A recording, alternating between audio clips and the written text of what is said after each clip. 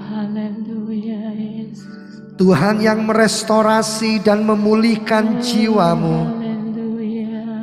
Tuhan berperkara dengan hidupmu.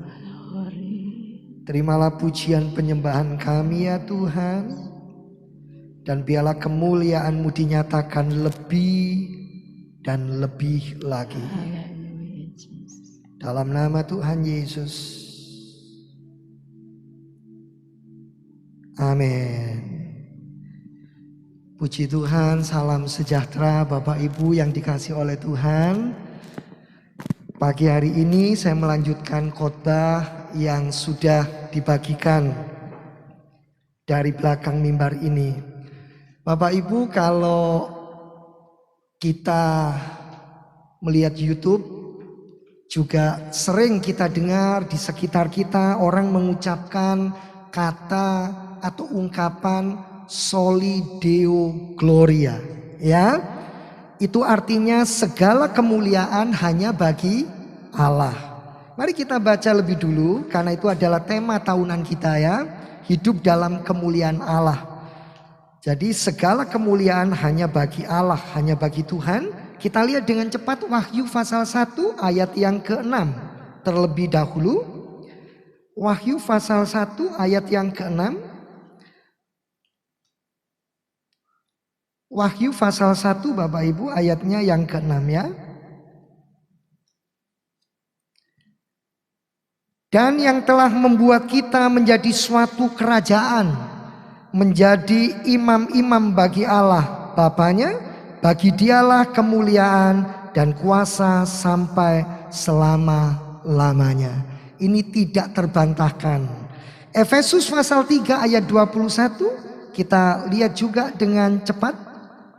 Efesus pasalnya yang ke-3 Bapak Ibu, ayatnya yang ke-21. Biasanya Bapak Ibu suka menghafalkan ayat yang ke-20 ya. Tapi kita lihat sekarang ayat yang ke-21. Ya, bagi Dialah kemuliaan di dalam jemaat dan di dalam Kristus Yesus sampai turun-temurun, bahkan sampai selama-lamanya. Tidak ada tempat untuk kemuliaan diri sendiri, tidak ada tempat untuk kemuliaan gereja, sebab semua hanya Kristus yang layak menerimanya. 1 Timotius 1 ayat 17 dengan cepat. 1 Timotius 1 ayatnya yang ke-17. 1 Timotius pasal 1 ayat 17. Hormat dan kemuliaan sampai selama-lamanya bagi Raja segala zaman, Allah yang kekal, yang tak nampak, yang esa. Amin. Puji Tuhan. Satu ayat lagi, Yudas ayat 25 ya.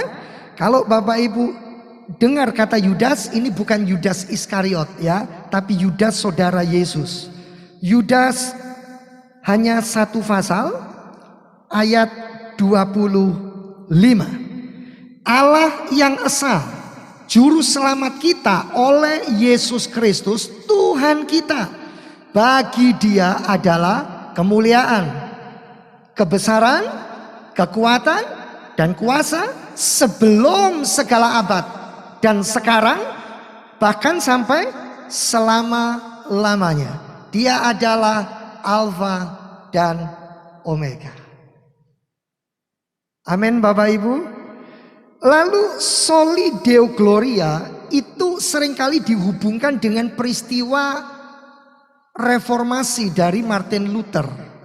Saya tidak membahas itu, tapi yang saya bahas Soli Deo Gloria itu berasal dari bahasa Latin. Soli itu artinya Allah, Soli itu artinya hanya, mohon maaf, Soli itu artinya hanya, Deo itu Allah, dan Gloria itu kemuliaan. Jadi segala kemuliaan hanya bagi Allah saja. Kalau segala kemuliaan hanya bagi Allah saja, maka setiap orang percaya yang menyadari hal ini harus meyakini semua yang dia miliki, semua yang dia punyai itu harus untuk hormat kemuliaan Tuhan saja. Jadi kemuliaan hanyalah semata-mata bagi Allah. Kemuliaan hanyalah milik Allah. Jadi tidak ada kemuliaan yang lain di luar kemuliaan yang dimiliki oleh Allah itu sendiri. Jadi Bapak Ibu, tidak ada tempat buat kita untuk bermegah diri, untuk sombong, dan untuk berkata saya tidak membutuhkan Allah. Orang-orang yang meragukan keberadaan Allah akan berkata, saya sukses itu hasil kerja keras saya. Saya terima banyak uang itu karena saya mati-matian bekerja sedemikian rupa. Kok enak dibilang itu semua karena Allah? Mana Allah tidak kelihatan. Dalam bahasa Ibrani kata kata kemuliaan itu ditulis dalam kata kabot, ya, karena kita menekankan tentang kemuliaan. Kata kemuliaan berasal dari kata kabot. Kabot dalam bahasa Ibrani itu artinya sesuatu yang memiliki bobot, memiliki berat, dan berkembang untuk menyatakan sesuatu itu punya nilai, sesuatu itu punya harga, sesuatu itu besar, dan sesuatu itu agung. Dan semua ayat yang kita baca itu sudah menunjukkan bahwa Allah memang Allah yang memiliki keagungan dan kemuliaan. Betul ya Bapak Ibu? Jadi Allah yang mulia itu berarti Allah yang berbobotkan keagungan, Allah yang berbobotkan kemasyuran, Allah yang berbobotkan kebesaran, kehormatan, dan keberhargaan. Artinya tidak bisa dibandingkan dengan apapun juga. Tidak ternilai. Bahkan seluruh dunia ini dan segala isinya mau dikumpulkan jadi satu, tidak bisa dibandingkan dengan kebesaran dan kemahakuasaannya. Bumi akan menjadi tumpuan kakinya. Siapakah saudara dan saya? Di hadapan Allah, saya pernah sampaikan, bangsa-bangsa menjadi seperti setetes air. Kalau bangsa-bangsa dikumpulkan menjadi seperti setetes air, siapakah saudara dan saya? Bagian yang kecil dari sebuah bangsa. Kalau bangsa-bangsa digabung menjadi satu, bagaikan satu tetes air, siapakah Bapak Ibu dan saya? Jadi tadi dalam bahasa Latin, lalu kata kemuliaan dalam bahasa Ibrani, kabot, dan kata kemuliaan dalam bahasa Yunani itu berasal dari kata doxa. Bukan dosa ya, doxa, D-O-X-A, doxa. Ya, suatu pendapat yang kita miliki atas sesuatu, itu artinya doxa. Nah, dalam kaitannya dengan Allah yang dimaksudkan, tanggapan ini harus tanggapan yang menggambarkan persepsi apa yang muncul dalam kesadaran kita yang paling terdalam tentang Allah.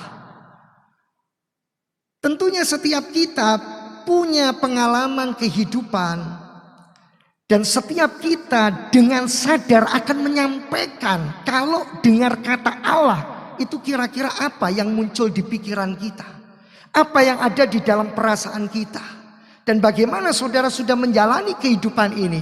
Harusnya itu bisa menuntun kita, menggambarkan dan memberikan persepsi bahwa Allah itu di atas segala kesedihan, kesusahan, dan pengalaman hidup kita.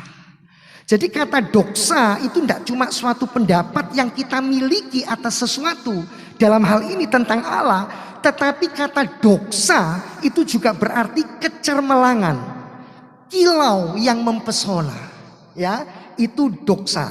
Jadi kita harus memandang Allah sebagai satu pribadi yang sangat berkilau, suatu pribadi yang penuh dengan keagungan, suatu pribadi yang penuh dengan kebesaran, dan ini mengarah menuntun jemaat, menuntun Bapak Ibu dan saya untuk belajar dan mengenal karakter, sifat, tabiat daripada Allah.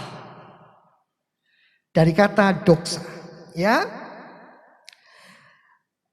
Bapak Ibu yang dikasihi oleh Tuhan, Tapi seringkali yang terjadi, gereja mengambil kemuliaan Tuhan untuk kemuliaan dirinya sendiri.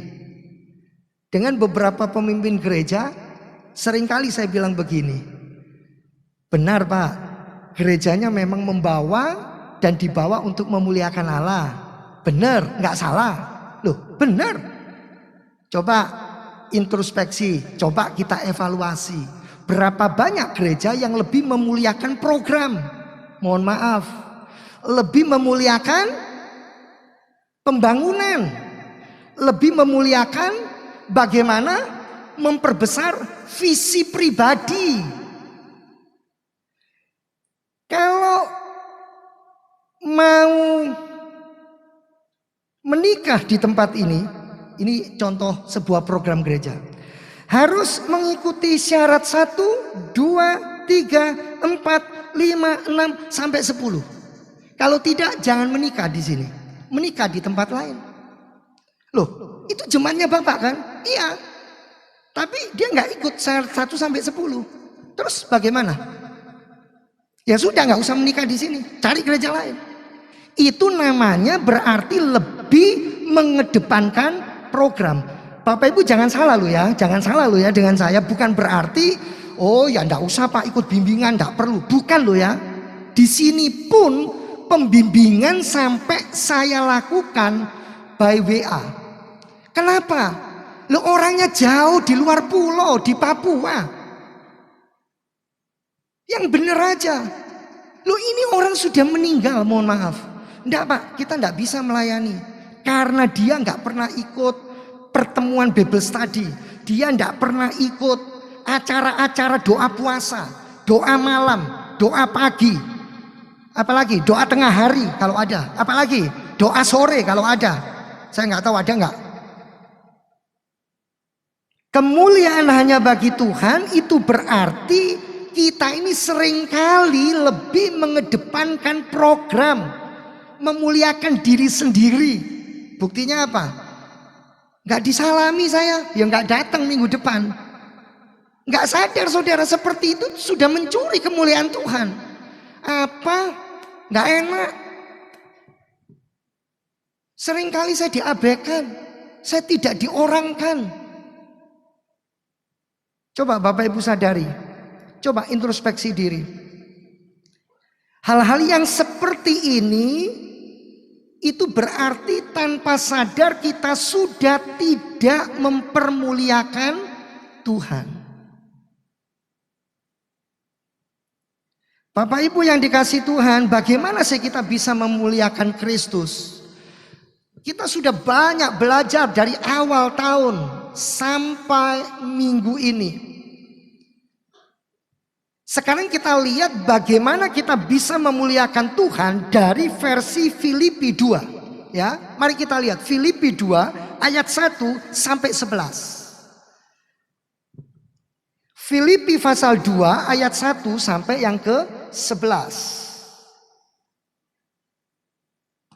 Filipi 2 ayat 1 sampai 11. Tadi contoh tentang program, tentang visi gereja. Itu saya hanya ngambil sedikit Bapak Ibu. Hanya sekilas saja. Kalau saya mau buka detailnya, waduh sangat banyak. Dan itu mengerikan. Ya. Sekarang kita lihat Filipi pasal 2 ayat 1 sampai 11. Lembaga Alkitab Indonesia memberi tema nasihat supaya bersatu dan merendahkan diri seperti Kristus. Jadi karena dalam Kristus ada nasihat, ada penghiburan kasih, ada persekutuan roh, ada kasih mesra dan belas kasihan.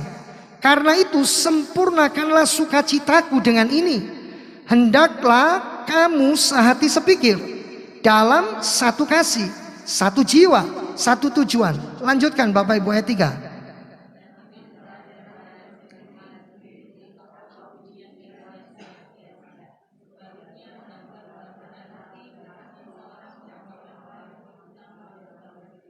Ayat 4. Dan janganlah tiap-tiap orang hanya memperhatikan kepentingannya sendiri, tetapi kepentingan orang lain juga. Ayat 5.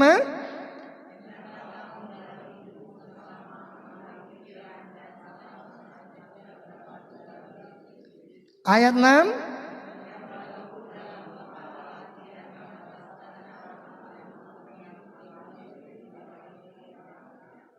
Ayat 7.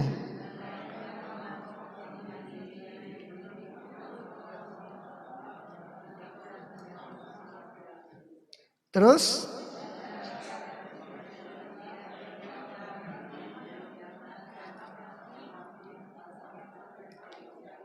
ayat 9, itulah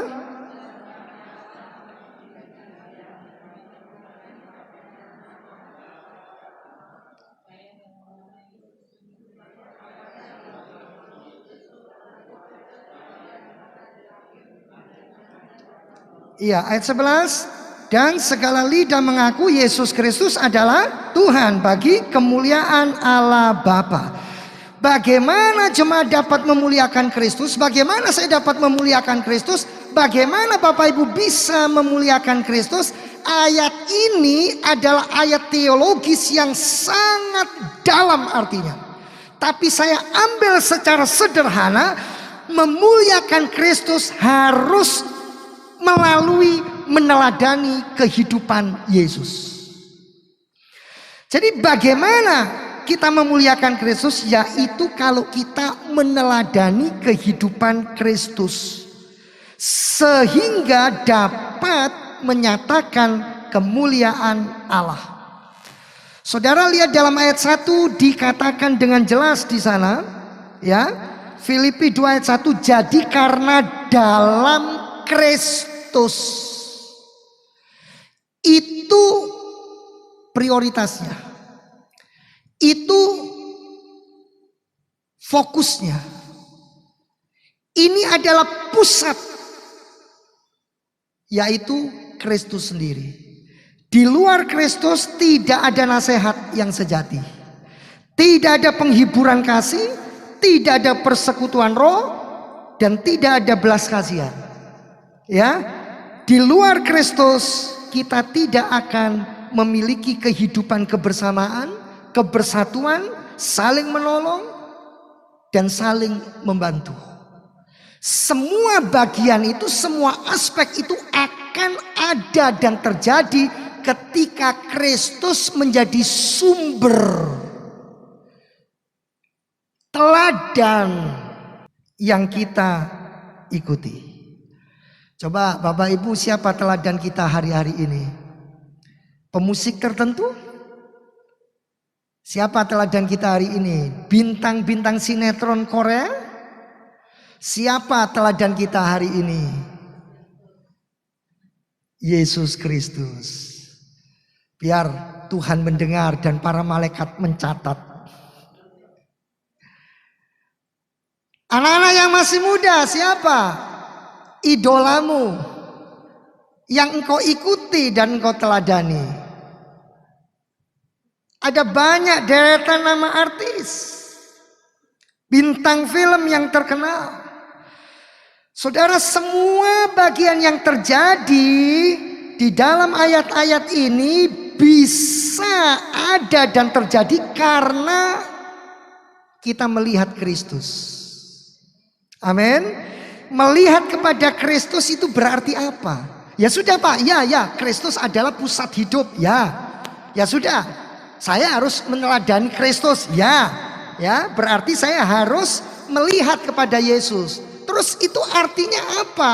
Itu artinya kita harus mengikuti gaya hidupnya Kristus. Ya sudah, yang laki rambutnya panjang gitu, terus kemana-mana pakainya sandal jepit, seperti itu. Jubah yang panjang, bukan itu, tapi gaya kehidupan secara spiritual dari Kristus. Karena Kristus di bumi pernah jadi tukang kayu, bukan berarti kita semua harus jadi tukang kayu. Lah kalau kita semua jadi tukang kayu, siapa yang jualan di toko? Siapa yang jadi pegawai di belakang laptop? Siapa nanti yang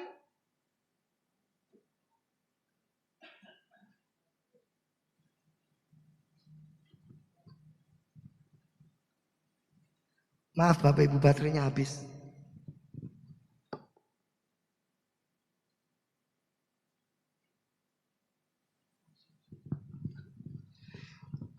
Kalau semua jadi tukang kayu, lalu siapa yang jadi pegawai kantor?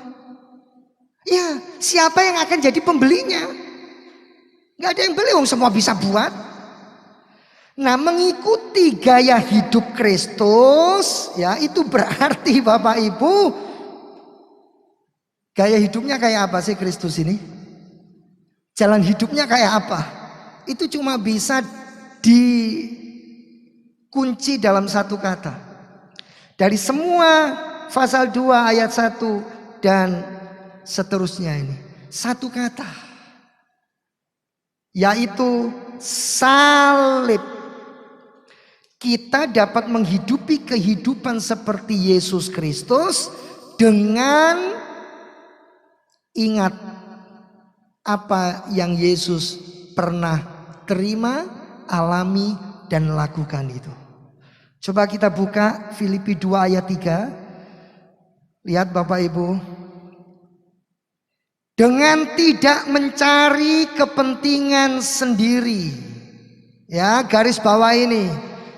Dengan tidak mencari kepentingan sendiri atau puji-pujian yang sia-sia. Sebaliknya diperintahkan apa? Hendaklah dengan rendah hati yang seorang menganggap yang lain lebih utama daripada dirinya sendiri. Ayat yang ke-8, dan dalam keadaan sebagai manusia ia telah merendahkan dirinya dan taat sampai mati, bahkan sampai mati di kayu salib. Jemaat yang dikasihi Tuhan, dari Filipi 2 ayat 1 sampai 11 itu sebetulnya ada banyak yang bisa disampaikan, tapi saya coba menyampaikan dengan mencontoh dan mengikuti gaya kehidupan salib. Yang pertama dengan belajar merendahkan hati. Merendahkan hati di sini dengan jelas dikatakan kita tidak boleh mencari pujian untuk diri kita sendiri. Jangan pernah sombong, jangan pernah angkuh, dan jangan pernah berpikir kita tidak membutuhkan anugerah Tuhan. Kita sudah hebat, kita sudah mampu, bahkan berdoa pun tidak mau. Baca Alkitab apalagi, doa saja tidak, apalagi baca Alkitab. Apalagi merenungkan, apalagi melakukan dan mempraktekannya. Merendahkan hati itu berarti siap mengakui pasangan kita lebih utama daripada kita. Merendahkan hati itu berarti siap minta maaf. Dengan sabar menerima kekurangan masing-masing dan menuntun kepada arah yang lebih baik.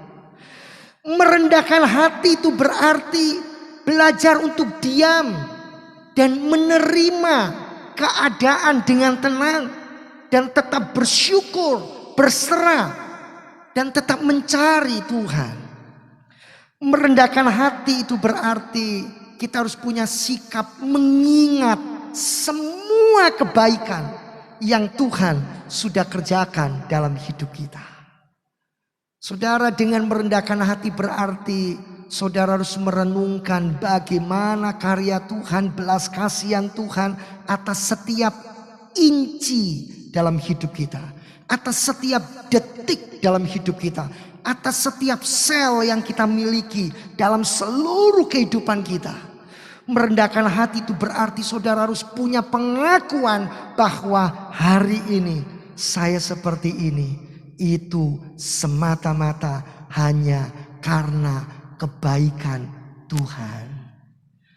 Saudara, jangan karena sebuah keadaan dan situasi yang membuat saudara sedih, saudara berduka, lalu saudara berpikir Tuhan sudah tidak baik lagi. Dulu memang Tuhan baik, tapi sekarang sudah tidak baik. Apalagi nanti tambah tidak baik. Tarik semua itu Bapak Ibu.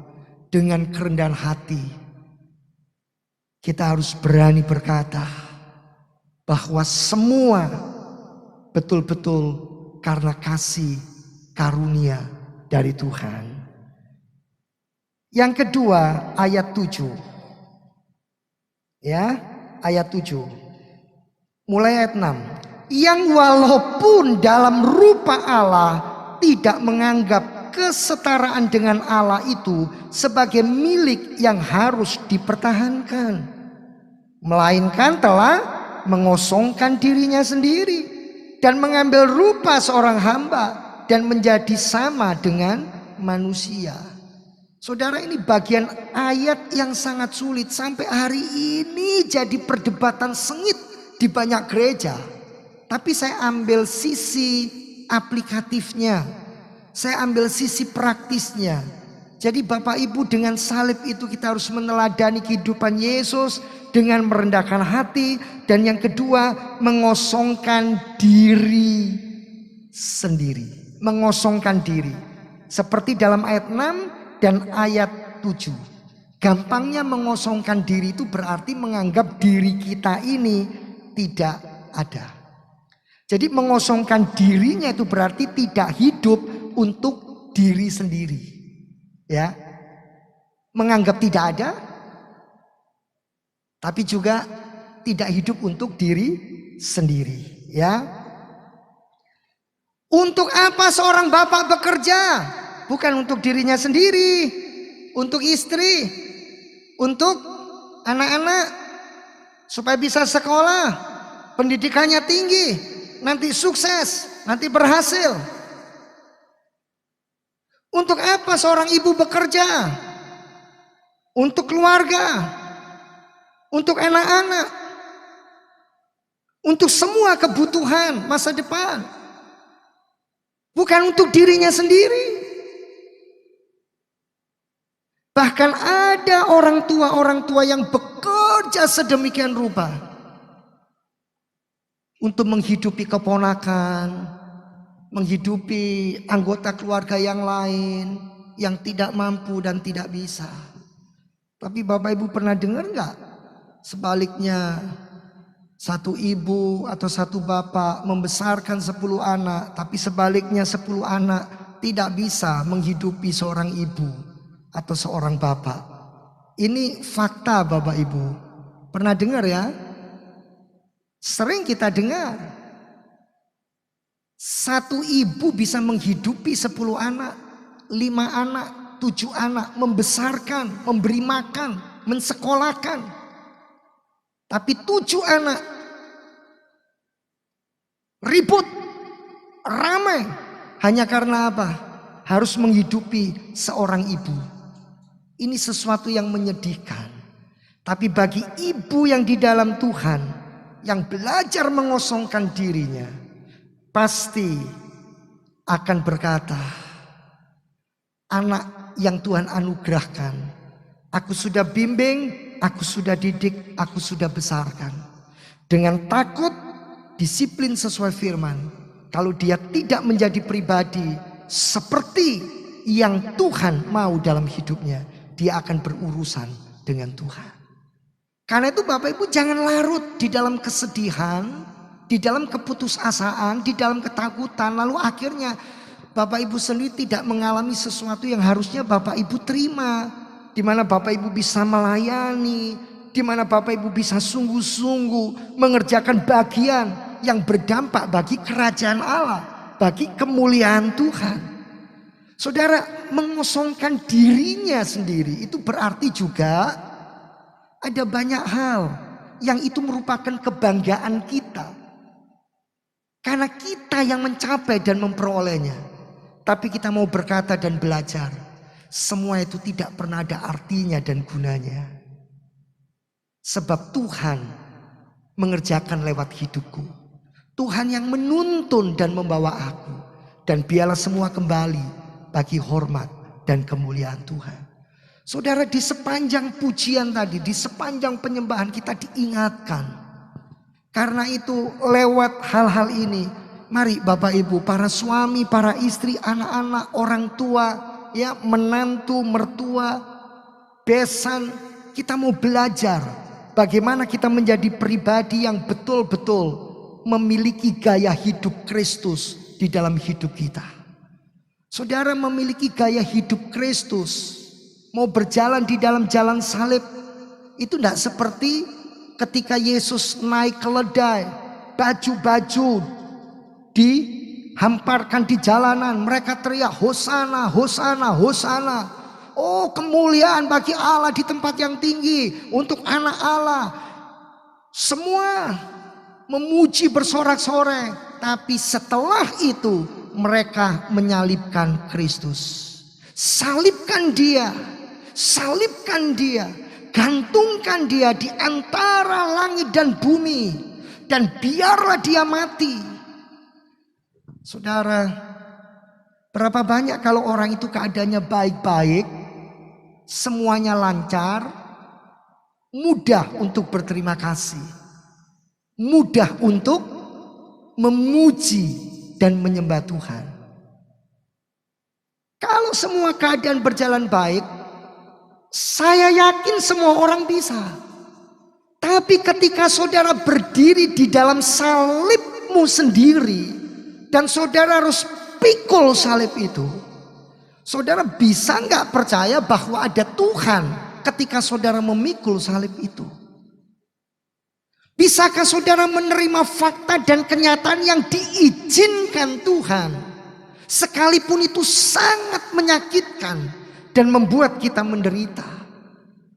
Seperti tadi WL berkata, saya sitir, bahwa di balik penderitaan, di balik segala duka cita, ada kemuliaan, ada pelangi sehabis hujan. Saudara, dengan merendahkan hati dan mengosongkan diri, Yesus menempatkan diri untuk betul-betul bagaimana hidup di hadapan Bapaknya dengan benar.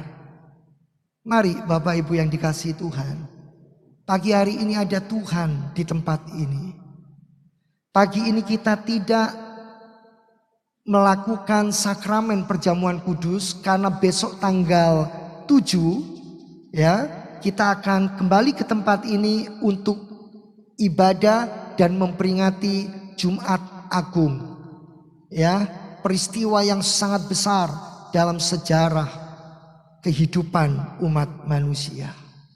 Karena itu Bapak Ibu sidang jemaat yang dikasihi oleh Tuhan, biarlah kita bisa membedakan kalau di gereja dengan liturgi penyembahan itu beda dengan kita di luar gereja ketika kita menjalani penyembahan kita.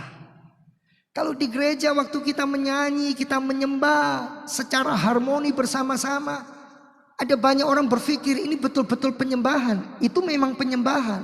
Tetapi penyembahan yang sebenarnya adalah ketika saudara keluar dari gereja dan bagaimana saudara memiliki kehidupan dan saudara menghidupi hidupmu, gaya hidup apa yang saudara miliki. Itu membuktikan saudara menyembah Tuhan atau tidak. Karena kalau di dalam gereja secara bersama-sama semua ikut memuji, semua ikut menyembah, tidak nampak, semua nampak sedang meninggikan Kristus. Tapi ketika di luar gedung gereja, saudara meninggikan siapa? Ada banyak gereja, ada banyak sinode, ada banyak hamba Tuhan. Mereka tidak sadar mengambil kepujian, kemuliaan untuk dirinya sendiri. Ini memang pro dan kontra Bapak Ibu. Ketika seseorang melihat, ini terutama orang yang di luar Tuhan, dia pasti akan memandang biasanya lebih jujur dan lebih berani berkata spontan. Ini sudah pengkultusan ini. Lah pengkultusan itu berarti sama dengan mencuri kemuliaan Tuhan. Hamba Tuhan itu sadar atau tidak, itu harus berubah Bapak Ibu. Seringkali hamba Tuhan berkata, loh bukan saya Pak, saya dikultuskan. Ya salahnya mereka. Mereka mau mengkultuskan saya. Saya nggak mau kalau saya tahu. Nah, tapi dari sikap, dari gaya hidup, dari apa yang kita bisa lakukan, itu semua akan terbuka. Mari Bapak Ibu, saya rindu pagi hari ini Apa beban hidup Bapak Ibu? Apa persoalan, apa pergumulan yang kita alami dan bawa? Saya undang Bapak Ibu untuk bangkit berdiri. Kita baca ulang Filipi pasal yang kedua ini. Ayat yang ke-11. Filipi 2 ayat yang ke-11. Dan segala lidah mengaku Yesus Kristus adalah Tuhan bagi kemuliaan Allah Bapa. Jadi saudara, soli Deo Gloria itu artinya saudara harus sampai bukan hanya hidupmu dan dirimu sendiri yang berkata bahwa Tuhan layak untuk dimuliakan, tapi biar sampai sebanyak mungkin orang dimenangkan bagi Yesus Kristus. Haleluya. Bapa di sorga, pada akhir ibadah ini kami mengucap syukur. Kami mendeklarasikan soli Deo Gloria. Kami tidak ada artinya, tetapi Tuhan harus semakin bertambah. Kami harus menjadi semakin berkurang. Biarlah di sepanjang hidup kami selalu ada pengakuan, semua karena anugerah-Mu. Dan semua harus kembali bagi hormat kemuliaan-Mu. Terima kasih untuk suami, istri, anak-anak, orang tua, dan keluarga yang sukses. Semua karena Tuhan. Ketika ada yang gagal dan kurang, Tuhan akan menolong dan memulihkan kami. Kami mendoakan ya Tuhan saudara-saudara kami yang tidak bisa hadir pagi hari ini, yang karena satu dan lain hal, dimanapun beliau berada Tuhan menolong dan menopang. Memberkati juga ya Tuhan Yesus untuk saudara-saudara kami yang berulang tahun di sepanjang bulan Maret. Tuhan memberikan kesehatan ilahi, Tuhan memberikan hati yang takut akan Tuhan, kehidupan yang siap melayani, dan boleh menjadi berkat bagi kerajaan Tuhan. Tuhan, kami juga berdoa, terimalah persembahan anak-anak-Mu. Tuhan memperhitungkan semua sebagai kebenaran. Semua boleh menyukakan hati Tuhan. Tuhan akan semakin mempercayakan untuk anak-anak-Mu mengelola dan mengatur berkat keuangan yang Kau berikan bagi mereka. Di dalam nama Tuhan Yesus Kristus. Supaya di bawah terik matahari dan di dalam setiap musim kehidupan kami, apapun yang anak-anak-Mu kerjakan dan lakukan, Tuhan membuatnya berhasil. Tuhan membuatnya sukses bagi hormat kemuliaan nama Tuhan. Bapa, kami juga menyatukan hati berdoa buat bangsa dan negara kami, buat Bapak Presiden dan wakilnya, buat semua jajaran menteri, DPR, MPR, TNI, Polri, semua pemimpin sampai di daerah-daerah, di pelosok tanah air kami ini. Kepada beliau semua diberikan hati yang takut akan Tuhan, hati yang menyembah, hati yang mengagungkan Tuhan. Biarlah negeri kami penuh dengan kemuliaan Tuhan. Hamba juga berdoa untuk pemilu tahun depan. Tuhan, jauhkan negeri kami dari pertumpahan darah. Jauhkan dari segala hal-hal yang tidak berkenan di hadapan-Mu. Kami percaya kami akan memilih siapa yang Tuhan berikan bagi kami. Dan itu yang terbaik yang ada di hati-Mu. Ya Tuhan.